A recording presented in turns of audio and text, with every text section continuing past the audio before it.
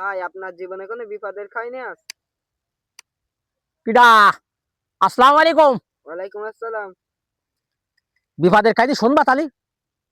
আমার জীবনে তালি একটা বড় বিপদের কাহিনী কই তালি শোনো, খেয়াল করি। ওই 2005 সালে যে বন্যা হইলো জানো, ওই অতিরিক্ত পানির চাপ। তা ওই দক্ষিণী সুইচ গেট জানো, ওই দক্ষিণী সুইচ গেট যখন ভেঙে গেল, অতিরিক্ত বন্যার চাপে পানির গাজনে দক্ষিণী সুইচ গেট যখন ভেঙে গেল, যাই পার আমি ওই দক্ষিণী সুইচ গেট হেলাই বুক বাজায় ঠেলি ধরলাম। পানির চাপে আমার বুক কিলাই গেল, পানির ঘিসায়।